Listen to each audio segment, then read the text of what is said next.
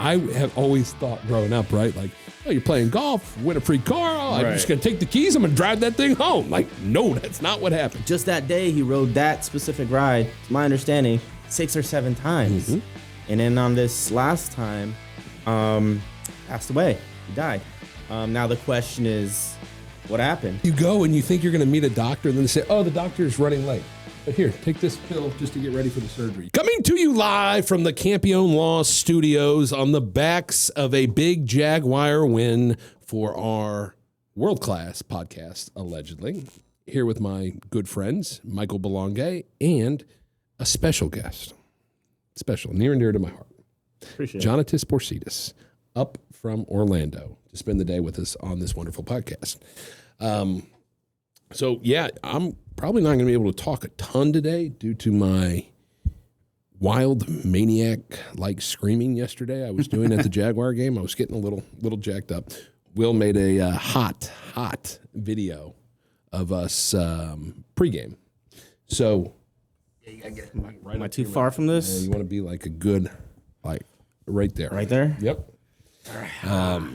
It's noobs over here. You know, Chris, down there we got the one on the shirt, Chris.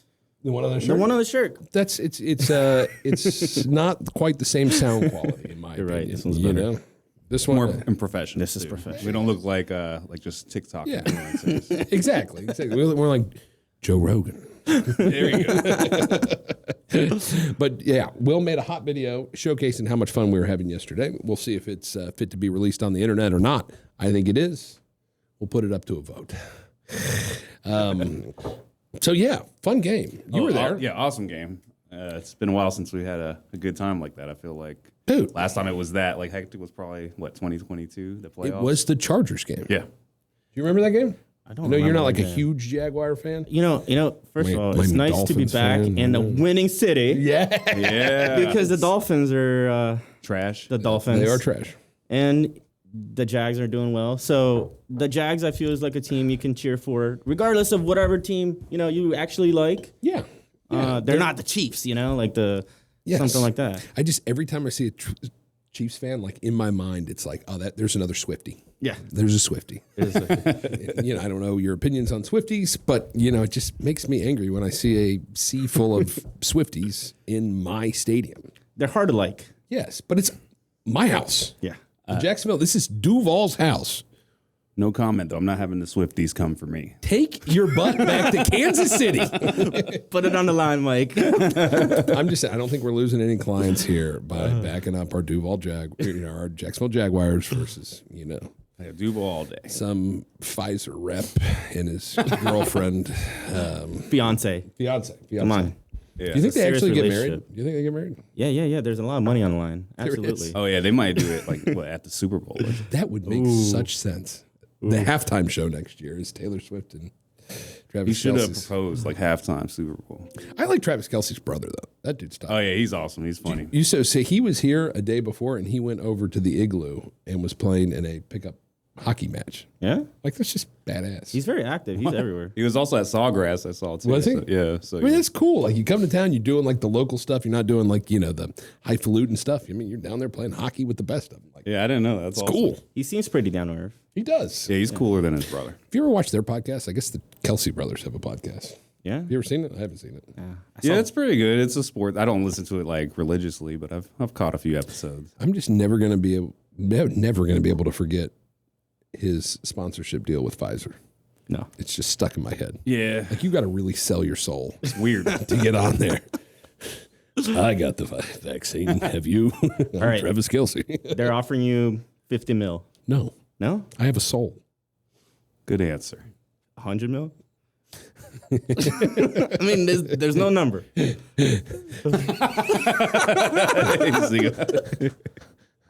I would like to say that I'm a principled man and I would stick to my guns. All right. Let's move on. Solid answer. But what a freaking win, though. Trevor Lawrence, 5 rushing touchdowns in his, I think, 5th year. Right? It's his 5th year? Yeah, his 5th year. 5 rushing touchdowns. Last night, 2 rushing touchdowns. Oh, 5 total before this? Total. Oh, wow. Like, you always knew, like, he could run. Like, he busted out every now and then. But, like, Last night, I mean, he looked like a guy with his job on the line. Yeah, you could tell. It felt good. Like, Yeah. okay, the dude wants to win. Like, Yeah, he played like a dog, like he should. Played like a dog. You could tell. Like I was telling somebody, when he was walking into the stadium, they showed him, on TV or whatever, and he had a different look in his eye. He just looked like he was focused this game, and he was like ready for it. And you could tell in his play, he wasn't perfect, but it was an awesome game. well, and I feel like that confidence will kind of carry over. At least it should carry over into the rest of the season. Like, you have a win like that, you're able to, go toe to toe with somebody like the Kansas City Chiefs and pull out the W. Like, that should transcend. He definitely shows confidence. Yeah, He's like the opposite of Tua, for example, who has no confidence. Yes. Right? Like, you can just see it. But confidence is almost like at least in the sports field, it's almost like compounds, right? Confidence compounds confidence, Right. So it's good to see as a Jaguars fan. Oh yeah, we're not used to this, and we've been, we finally got Trevor Lawrence, #1 pick, and then we still haven't been that successful. So it's nice to have something to look forward to now. Credit to the Jaguars organization as a whole for sticking behind him. Yeah, being patient.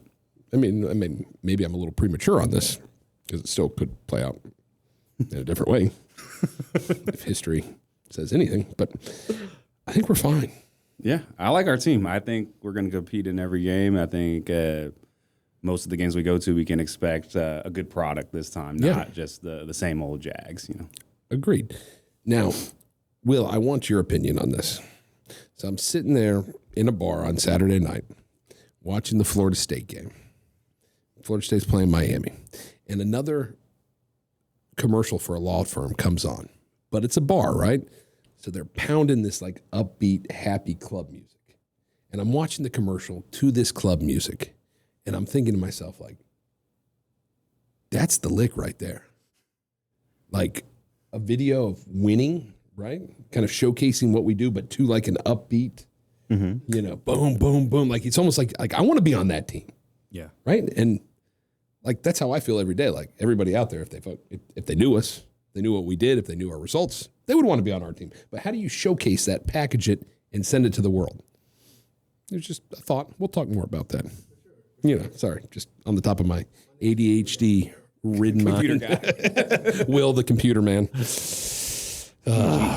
Hopefully Will never gets upset with us. He's got a lot of stuff hidden in the lost episodes over there. Secret flash drive here.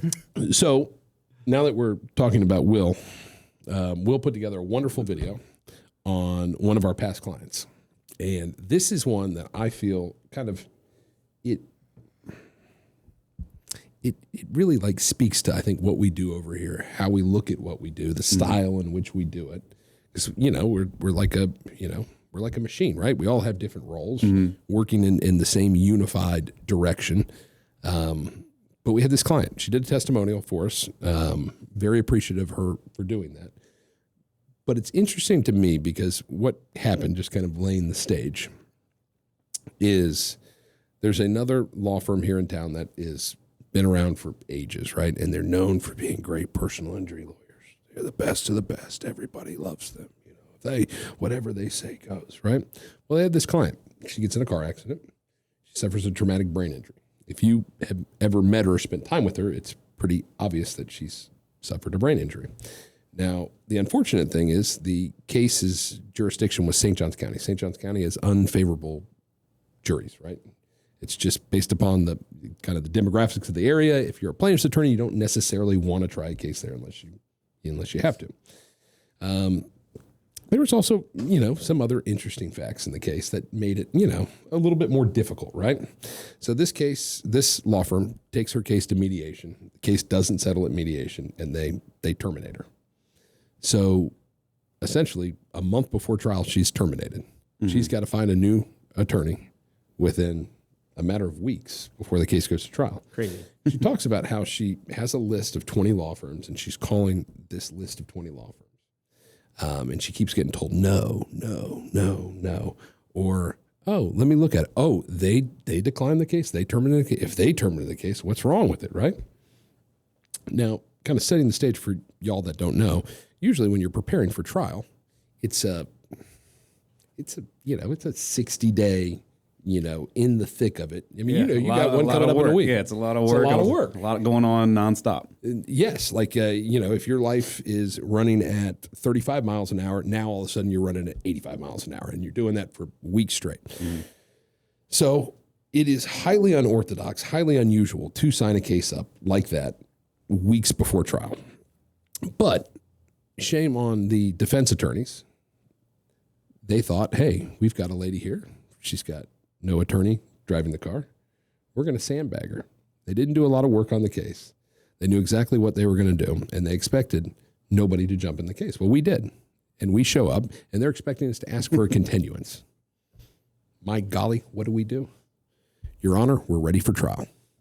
And just for people that don't know, when you ask for continuance, you're basically asking the court to move the trial to a different date, and especially now in these times with post tort reform, it's really hard to get a judge to move your trial dates because they're so backlogged and they don't want these to go on forever. So just to add to that, like it's extremely difficult. So the defense attorney in the case gave us a nickname that I take a lot of pride in. He started calling us the Campione Cowboys. I love it. And we laugh about it today, but it's it's kind of a trademark, right?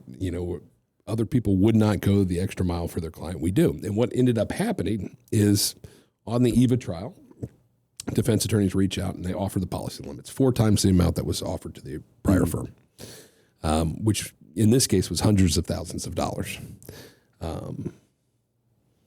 We're able to get the client the money that, the maximum amount that she was entitled to. Client was happy. Crisis averted. And, at the end of the day, I think we did the right thing. It's one of those ones that's, I take a lot of pride when you have another law firm that says, no, we can't do it, or no, we won't do it, or we're too busy, whatever. Campione Cowboys came in there. Yeah. Put it on the table and got the job done. Yeah, I think it's something to be proud of, and I think it's something we all, we've been obviously working together for a while now, but one of the things I've always appreciated about everybody is we truly do care about, what's right for the client, and testament to you two always focusing on that for us too, with a lot going on, giving us the ability to take care of the client and not focus so much on, corporate policies or, what might not be the most ideal situation. We were willing to hear it. And I think that just, it kind of bleeds through the whole firm. Like everybody kind of feels that way, and we try to do everything we can. And it was just nice to see that, that's a rewarding part of the job. I think another thing too is the attorney touch. Yes. Because I've worked in other firms, and we see other things. Not to criticize them, but a lot of them have people taking calls, and it never gets to the attorney. And here the attorney hears it firsthand. Yep. And then we can act on it better, right?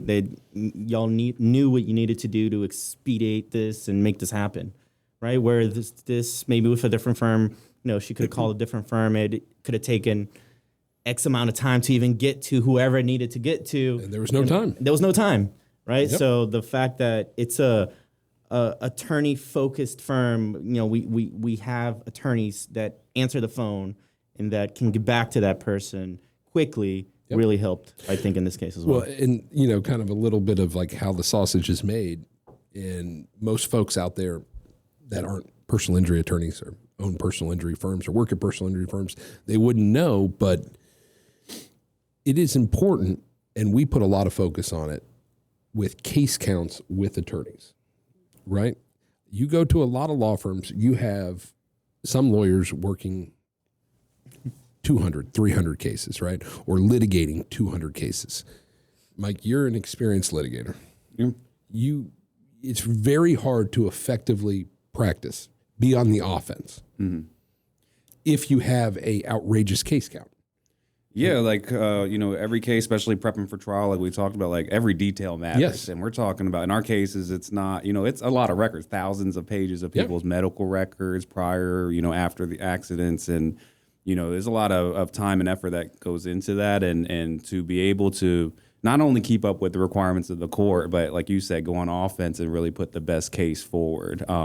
You have to have time and dedicate to that, just like in anything. You got to have the bandwidth. And so I think it's very important. Yeah.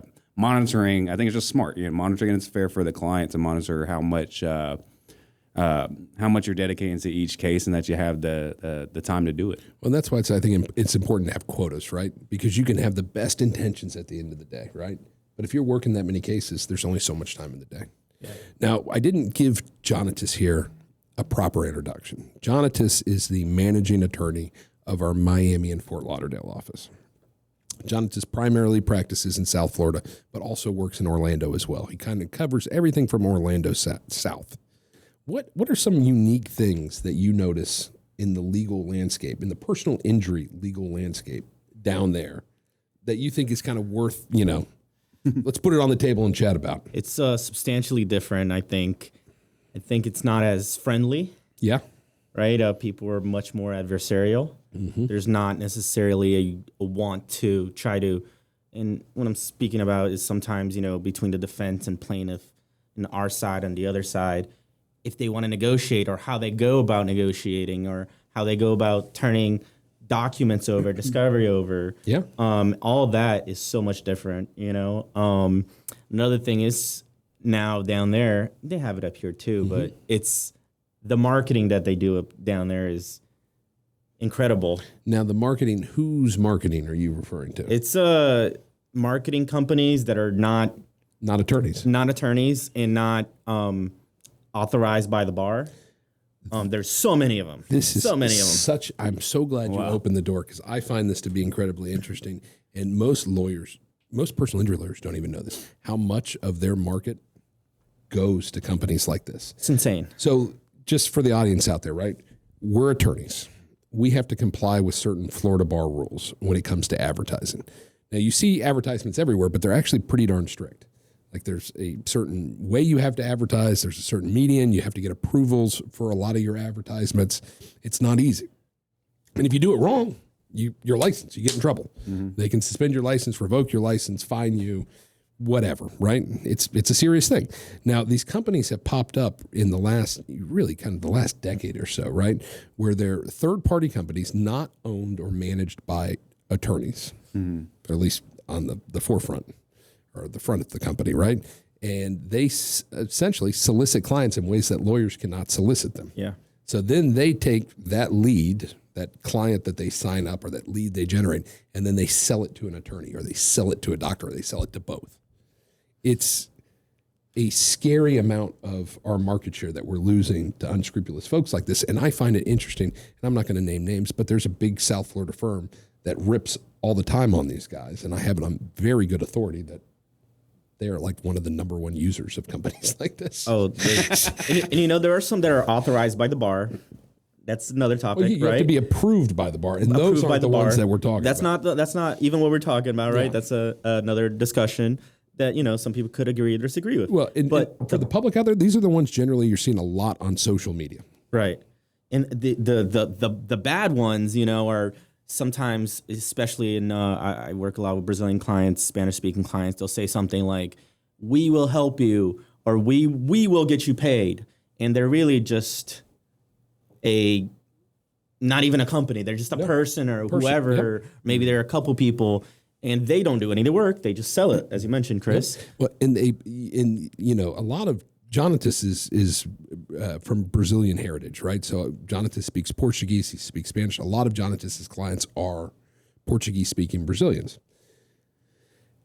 These companies, in my opinion, prey more on immigrant communities than they do on anybody else. And I've heard some of these phone calls before. They'll call and they'll say that they're from the insurance company, and the insurance company is providing them with an attorney. They'll call. They'll pretend like they're from FDOT, like a state. So it's fraud. Agent. It's absolutely fraud. And think about it. I mean, if you've been in this country for a year and you're from South America somewhere, I mean, are you going to have the same skepticism that you or me or my good friend Will over here might have if somebody calls you up from the insurance company and says, "Hey, I got you a lawyer"? Yeah, right. You think it's just part of the system. Yeah, they might not know. We even had, our normal clients sometimes think like, I got this information from the insurance company. I'm like, I know you didn't. Yeah, you did. And something that's interesting, that sometimes they'll switch firms, as you mentioned earlier, and they'll go give me a call because they're not getting feedback on their case, right? Because that person can't give them feedback. Yep. So they'll call me and they'll say, "Hey, Jonatas, attorney so and so isn't getting back to me." they even position themselves and actually tell people they're an attorney, which is insane, right? Wow. And and there's really not too much being done about it. Well, and that's kind of the interesting thing, right? Is it falls in between this, like, it's not policed by the bar because they're not lawyers. And in a lot of cases, it doesn't necessarily meet criminal conduct, right? They're soliciting somebody. You're not supposed to. That's a Florida bar rule. Now, you know what I mean? So unless there's like a very, they're in a gray area, right? Gray area. Now, there's a very interesting case. Well, they can't say they're attorneys. I think that's so. There's a very, very, very interesting case that I've had my eyes on for about 3 months now, and it's making its way through the appellate court in Texas. No, the trial court in Texas. And I don't want to say the case number, and I'm not going to mention the firm, but it deals with a Florida firm that we've all heard of. They advertise statewide. I think they're in 36 states. It's not, M&M or Morgan & Morgan or anything. It's another firm, big firm. And I'll start from the top. So this guy works for an insurance defense company. His wife gets in an accident. Somebody calls his wife on the phone, says they're from the insurance company, and tries to refer her to a lawyer. This guy hears his wife on the phone, grabs the phone, says, who are you? We would like, basically plays along. Uh-huh. Plays along, runner, which is somebody that some attorneys use to sign up clients, goes to their house with the letterhead of a Florida-based firm and goes on to sign the client up for this firm. This guy, obviously being a defense attorney, knows that this is not proper, this is not right, this is a big deal. He takes it upon himself to basically launch his own year-long investigation. And what he finds is that somebody at Progressive Insurance is selling this third-party company leads. It's insane. Like basically, you have Progressive Insurance. You call Progressive Insurance, report your claim. They put it in their software. Somebody on the back end is then selling that data to this third-party company, and they're operating primarily out of a couple of the Caribbean islands. Basically, these call centers where they then call these folks. People, they're paying them 50 cents an hour, whatever, right? Wow. And they're calling these folks and then signing them up on the letterhead of this primarily South Florida firm. And basically they file this motion in the case. They serve a copy on the Florida Attorney General. They serve one on the governor. They serve one to the head of the FBI. So it'll be interesting to see, because it's the one firm that they're hammering on that you guys would all know, but there's also like another 15 firms, primarily South Florida firms. Yeah, it's another ball game now. It's crazy. But it's just wild to see somebody actually connect the dots. Yeah. Yeah, and I haven't heard of a carrier, being the Progressive, but, sometimes it's ambulance. Well, because what they did in the case is they sued not only this company and that law firm, they sued Progressive as well. They sued Progressive for not managing their people? Basically, right? Not controlling their data. How did they find out it was the Progressive employee? It was through some type of subpoena or something. Okay. You'd have to read it. So it was like that obvious. Probably enough connections with that adjuster and that, in that firm or something like that too. It's not unique. I've heard of it happening with other insurance companies before, or basically some lead generator will pop up and he'll, make all kinds of promises. And then, you'll hear from somebody, well, it just was kind of strange, right? All the cases seem to be with, Geico, or, they all the claims that I got from, this lead source all seem to be the same insurance company. Well, okay. It's not hard to see the common denominator. But I think it's important to talk about, right? Like, nobody knows about that. Nobody talks about it. And like the Florida bar that we all pay money to every year, right? That kind of jerks us around when it comes to advertisements and things like that. You would think they would have our back as attorneys in trying to police out this stuff. And the reason it's important for the public, right, is most of these, if you're an attorney that's doing that, you're probably not a great attorney. Yeah. Right. You're probably cutting corners, you cut corners elsewhere. So there's a lot to it. There's a lot, it's not good for the public, to accidentally fall in these traps. And these legal matters, they're serious things. So I think if you're going to some random company that is cheesy and just trying to get your like. You Well, probably they don't should, even know, Mike. That's like that's what I'm saying with John. That's calling true. them. They're being told that it's from the insurance company. Or, Or, no, it'll be like at a company called either that, like they don't know, like they're telling them that it's a referral from the insurance company, or it's 3D marketing, or legalmarketing.com, or Right. legalteam.com, right? And it's not really legalteam.com. That's what they go there with, and then they bring a contingency contract for so and so firm. And sometimes they'll position themselves as, reps, right? Even medical reps. But that's how they'll position themselves, right? I'm an MRI rep, right? Or something like that, an MRI representative. But what they're doing is just they're advertising and selling their thing the same way. But they need to kind of just find their space in the legal field somewhere in the marketing side. Yep. That's what they do. Getting that foot in the door. They just get that foot in the door. It's interesting you brought that up. Like that's something I've wanted to talk about on here for a while. There you and go. It's only getting more and more prevalent. Yeah. Is it bad up here? I think we probably lose at least 25% of the market to these firms that do that. And honestly, if you were to track it back, they all end up with South Florida firms. Yeah. That's like the absolutely believe epicenter of where you see it come out. They have no connection to this area. How in the world did you get with this guy who doesn't even advertise, has an office out of Boca Raton? Like, Yeah, a lot of the Right. South Florida firms, because the market there is also pretty saturated. Yeah. They're looking for space, so they look for different areas, like Jacksonville, for example. And they have no connection here. They're not a hometown firm, and they look for their way in the door, whether it's legal or not. 98% of those clients are all Spanish-speaking clients. They're all recent immigrants too that they're doing this to. Yeah. yeah, it's very like predatory. That's exactly what it is. It's predatory. Now, this is actually, I've never heard of this case. I'm actually intrigued, so I want to follow it as well, because that could blow up pretty. I'll send it to you. It's wild because it's basically dealing with something that's in a whole different state that this guy uncovered in this state because they were also employing it in Texas, but tracks it back to this Florida-based firm. That is wild. You, me, and even Will over there has heard about. Why do you think that it's so different in South Florida versus North Florida? It's just so many Practicing people down law. there. So many people, I think it's the First of all, mentality too. Mentality, amount of people from literally everywhere. Yeah, I'm just like Right. picturing you take Miami Vice and then you throw that person in a suit and tell them to be a lawyer, and Yeah. that's what you get. Yeah, because if you say you're a South Florida attorney, like you get looked at differently than, especially up here. Like, Yeah. I look at the disciplinary actions that comes out of Florida Bar every month. Mm-hmm. I think it came out yesterday, today. I was looking at it, and it's like half the time, like half the attorneys on there are South Florida, Mm-hmm. right? This time it wasn't as bad. I was like, oh, there you go. Yeah, somebody in Pensacola. Only like 20%, but it's so much of it is in South Florida, and it's amount of people, people from everywhere, and places to hide, right? People like, like dark places. So if there's a lot of people and they can hide in the background and do shady stuff, that's what they're going to do. Well, it's kind of interesting too, and I don't mind talking about this. I think it should be talked about.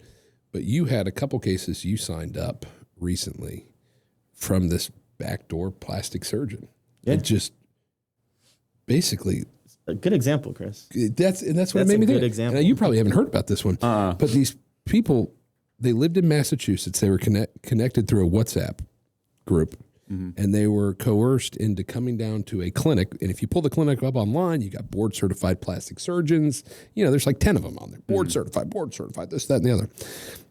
They come down based off of a WhatsApp message. They go to this clinic. They're told to show up in their gowns.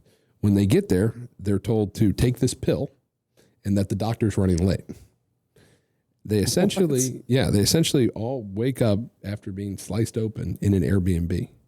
oh, And some of it would be like if you asked your 5-year-old to get a chainsaw out and try to do surgery on somebody. It's what they look like. I mean, just like they horrific. BBLs, BBLs, breast augmentation. breast augmentation. But I'm talking like they would press. Like there's one where she would press on her butt, and ooze would just come out Yeah. of the incisions in her side. I'm talking like full cuts around. It was insane. No paperwork. Nobody knows who the doctor was that actually cut on them. Like what it seems like happened is somebody had a deal with one of these clinics, right? They bring in a doctor, I think from Brazil. The doctor came in from Colombia. But he's not even a licensed doctor. He's not a licensed doctor. He basically rents this space for a weekend, has somebody here lining up a bunch of folks from all over the country on a WhatsApp group to come in and pay cash.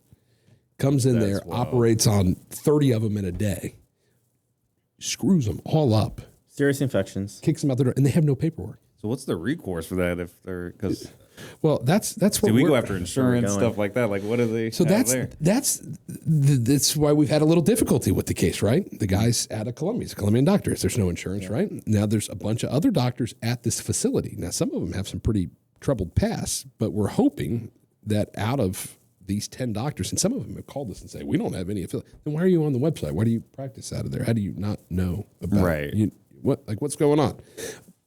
Basically, we're gonna sue everybody and flesh it out. Yeah. I mean, it's like some of the most atrocious, predatory, Criminal, too. criminal. And something about the Airbnb that really stuck out to me, Chris, is that at some point the infections got so bad on these ladies, they wanted to leave the Airbnb and they wanted to go to the hospital, and they would drug them up more to where they lost consciousness. They basically passed out, and they just so they couldn't leave the Airbnb to go to the hospital. It's like, they kept them there as prisoners, horrific. pretty much. It's like something out of a horror movie. Yeah, that's like you said, criminal. That is scary. I don't even know what to say about that. Like you go and you think you're going to meet a doctor, and then they say, "Oh, the doctor's running late. But here, take this pill just to get ready for the surgery. You take it, then you wake up and you've." I thought you were going to tell me they're like stealing their organs and stuff. Like no, honestly, like I don't know what would be worse. To be honest, like. We said we were going to keep it light, Will, so we brought in the nice, happy topics. When we talked about BBLs. BBLs. It's horrible, though. But I'm like, that's a case, Mike, though. Like, another law firm would probably turn that away because there's not obvious insurance. Right. But, like, somebody's got to do something about that. Yeah, and or else it's going to keep happening. And it's one of those cases that falls in that weird gray area. Unless you have a very ambitious prosecutor or something like that, they're not going to move on that. And the more we get in... the surgeon's gone. Like, he's here and then he's gone. And the more that we get into it... Your point about another firm, maybe if another firm wouldn't take it, right? Yeah. But the more we get into it, the more we're finding stuff out, the more that interesting stuff that's coming out. Yeah. And there's potential recourse there that we're pursuing. Yep. And we're trying to flesh some of that stuff out. So hopefully we'll have a good result there. Absolutely. We got a couple of, one thing, I don't know if the audience knows or not, we hired 2 very experienced med mal attorneys, and we've rolled out our medical malpractice division here at the office. I would put our medical malpractice attorneys here up against anybody from any other firm, and they have a combined almost 40-year experience. They came from the defense side, so they were trained in how to beat these cases. Yeah, really sharp. Very really sharp. sharp attorneys. I'm excited for them. But it's just exciting to be able to kind of offer that new avenue for our client to be able to pursue cases that we otherwise wouldn't have been able to. Yeah, and it's just, we know we've tried to take a couple, and they're very time consuming, very specialized. So to have, 2 experts to be able to just dedicate and help clients with that is huge. It goes back to kind of the case count thing, right? Like you don't want to have, it's like, trying to think of a good example, right? But it's good to have people that specialize in things, right? Like not a jack of, somebody that can do everything but is not really good at anything. Right. You know what I mean? Just like in the medical field, you got your surgeons, you got your pain management doctors, you got your whatever other radiologists, stuff like that. Everybody's, tunes into what they specialize in and what they're good at. Absolutely. Well, let's have a little bit of fun with one more topic, unless you guys got anything else you want to. Let's do it. Okay. This roller coaster ride at Universal. Epic, yeah. It threw me for a loop. Yeah, I heard about it, and then I was shocked because, like, from my understanding, this place just opened. Well, John, tell me what you know. Gentleman went in there with his family. He had Kevin Zalala. Kevin, and he had a prior injury, spinal cord injury. To my understanding, he has ridden this ride and a lot of roller coasters. But he's in a wheelchair. He's in a wheelchair due to his spinal cord injury, and he's a roller coaster aficionado. Okay, he's I like the way you said that. I know word. he added a little twin. Yeah, it was cool. I'll say it again for there. Aficionado. Yeah. I practiced that in my head a couple times before. For the Brazilian crab. Keep going, Jonathan. So he's into roller coasters, and he's been riding this a long time. And just that day, he rode that specific ride, to my understanding, 6 or 7 times. Mm-hmm. And then on this last time, he passed away. He died. Now the question is, what happened? They say he died of blunt force trauma. Yeah. But what does that mean? Like, I can imagine, right? If you're on a roller coaster that's jerking you around and you pass out, you lose consciousness, your muscles become loose, and then you're banging your Right. head around. Yeah. I mean, that's Yeah, I don't know if you've seen that using video. my imagination. Y'all but- seen the video where it's the guy on the roller coaster and he's like passes out and he's like, doing just that, Like a bobblehead. Yeah, and that's what I imagined too when I read it. I don't. Well, and I see they hired Ben Crump, the family has. Crump, which you got to take with a grain of salt, calls the incident not isolated and entirely preventable. Who knows? But I have seen that there have been some other complaints of somewhat similar things. Yeah. But who hasn't gone on a roller coaster and felt some kind of like pressure or something afterwards? Well, You I know, mean, yeah, there's a lot to they're it. rocking you like 100 miles an hour or whatnot. Isn't that just what roller coasters are supposed to do? Well, it's kind of funny. Like I was at Disney World the other day for my son's 3rd birthday, and we went on that new Tron ride. If you haven't gone on it, it's badass. That's awesome. They put you in like a motorcycle seat, and you're not strapped in like normal. They like have this back brace that comes on you like you're riding a bike, and they strap your legs in. And they're playing 9 Inch Nails the whole time. Nice. Wild. But I'm like sitting there about to get on the ride, and then there's this lady comes up in a wheelchair, and she's got her whole legs broken. I'm like, how is this lady going to get on this roller coaster? Like, this can't be safe. But then I understand like you've got ADA rules, so it's like you have to be interesting. An area of the law that I'm not familiar with, but where ADA laws cross with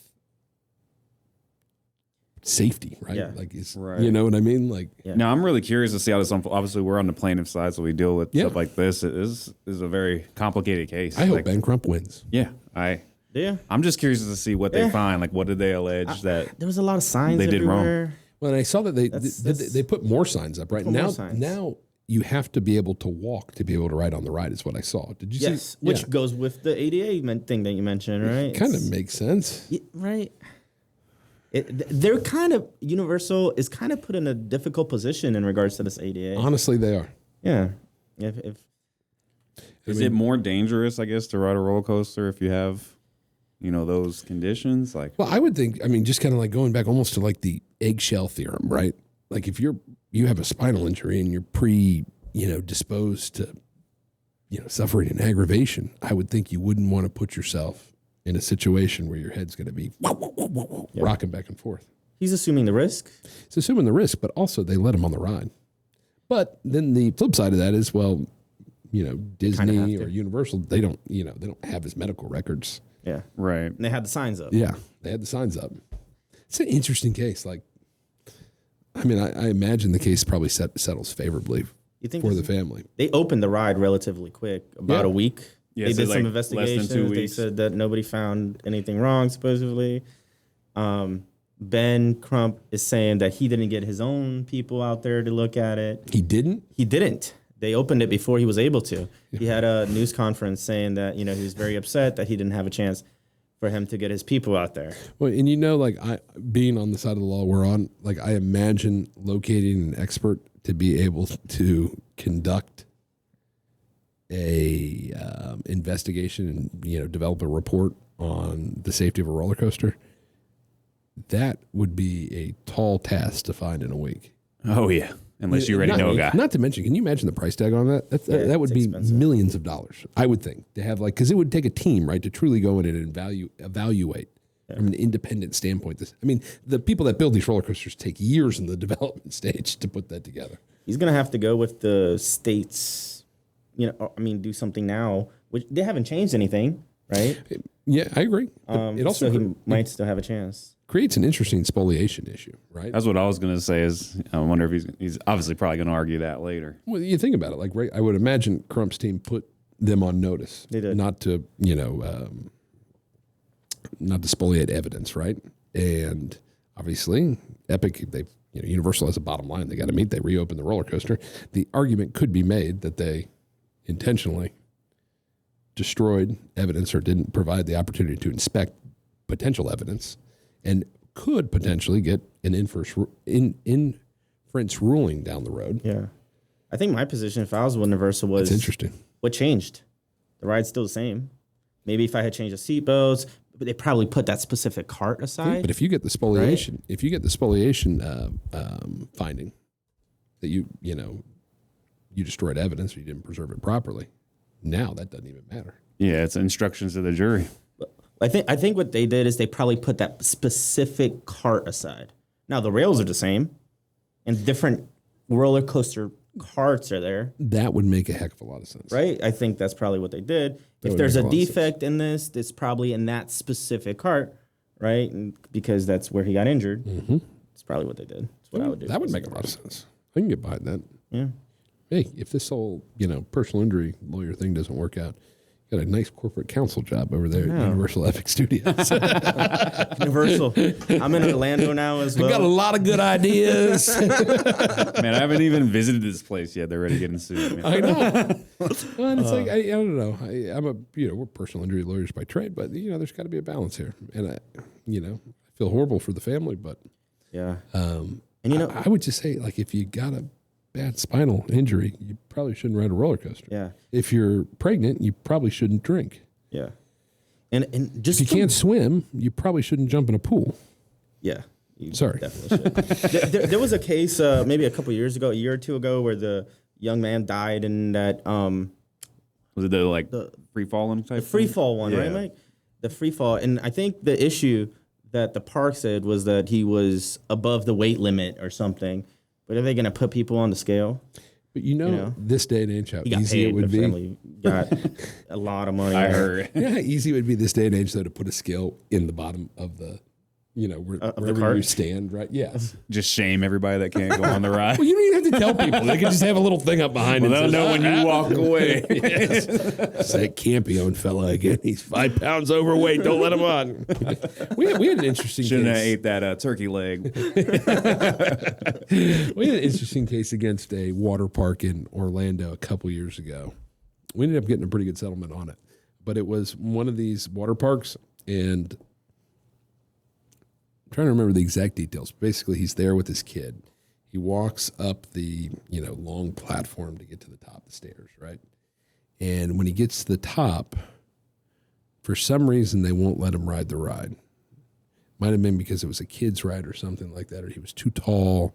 Can't remember. Right, you know what I'm talking about? I know which case. Yeah, I didn't work on this one, but I vaguely remember the facts. So for some reason, they don't let him on. They make him walk back down. Well, on the walk back down, there's only a handrail on one side, which is when everybody's coming up, they're on the handrail side. Right. They don't have a handrail on the other side. So, of course, naturally, he's walking down with no handrail, slips, falls, I think broke his kneecap, broke his leg. Jeez. It's kind of interesting. Like, you would think, like, all the time and effort they put into designing these things, you wouldn't have those defects, but they do exist. Yeah. So what the heck are you going to do up here in Jacksonville the rest of your time up here on your trip? Yeah, I'm going to get in my car and drive home. Exciting stuff. Anticlimactical. Anticlimactical. Can't believe you're not staying for the golf tournament. It's Friday. Oh my gosh, yes. We have the big charity golf tournament on Friday. Today's Tuesday, Thursday. Yeah. I can't do this for anyone else, but for you. What's going on? We can get you out there. You get me out there? Yeah. It's my charity. Really? Thank you. He knows You're the guy. welcome. I know a guy that knows a guy. And, I'll talk to Will and we can set that up. Just want to see how many times I can say your name in this episode. He's going to edit. Are you going to be there? So who's shooting the video? Avis? You have no idea what kind of... Did you shoot the one last year? No, I edited them. Okay, so you know what kind of time you're missing. What did you think? Still decided to come. Whoever that is on the cow is crazy. What happened with you and the cow? I think I was probably bull riding. Oh. We have a mechanical bull. But we have these hamster balls out there. Every hole has a bar on it. It's all for charity. One thing we learned early on, this is like our 6th year doing it. One thing we learned early on is like you got to have food out there. Yeah. Like you can't have people drinking all day and not have food. Like Yeah. I'll say this as, we go to a lot of the tournaments, and not just saying it because it's, well, thank you. yours, but it is a really good time, man. It's time. not too serious for a golf tournament. Like, so you can still have fun if you're not like an avid golfer, but if you are somebody that golfs a lot, it's not an easy course either. Yeah. Well, and I can tell Jonathan this. Really? Yeah. Oh, there. He might skip LA. Will might skip. That whispering didn't do a good job. Wait, it's funny that, like, one quick story before we wrap it up. we always do like a hole-in-one car giveaway, right? Nobody ever wins it. Like you never think somebody's going to win it. I've got this friend. He was actually a client at the time. He's a friend of mine, and he's not a great golfer. Actually, pretty bad golfer, not good. And the hole-in-one is like on a little island green, and this guy whips out a 3-wood. If you know anything about golf, you generally don't use a 3-wood on a par 3. It's a line drive into the side of the hill, right? Pops up on the green and rolls in the hole. Wow. And he got the hole in one, right? and I was on the whole head of it, and I could hear everybody screaming. Ah! So we come back around, and everyone's laughing. It's a good time. What are you looking at me like that for? Okay. And I don't think much about it. We're all joking, we're laughing. I find out, that they really don't give you a free car. It's an insurance policy. So like the car dealership buys an insurance policy to cover a hole-in-one, right? Okay. So if you get the hole-in-one, you've got to go through this insurance company, right? Who then they don't give you the car that's there. They give you like a $25,000 towards a new car, right? But it's through an insurance company, right? Which means that the insurance company obviously wants to verify that it's not fraud. So like afterwards, we had to go through like a whole full-scale investigation with the insurance company. I had to give a statement that was closer to like a deposition. The pro at the golf course had to make a statement. They require a spotter, somebody that's dedicated to spotting the hole-in-one, like a watcher from the company, had to give a statement. And one or two other folks affiliated with the tournament all had to give statements, including the guy that won. And I guess they make sure it all matches. They make sure that, I guess per the policy, like the hole has to be a certain distance. So they're almost like making sure you as the tournament complied to make it as hard as possible. That way they could then turn around and point the finger at you and say, you have to, provide the new car. But it was not like, I have always thought growing up, right? Like, oh, you're playing golf, win a free car. Oh, I'm just going to take the keys. I'm going to drive that thing home. Like, no, that's not what happens. Man, insurance always messing something up. That speaks a lot, right? I know. Is that same like for all those types of wins, like half court shot, all that? Yeah. Yes. Wow.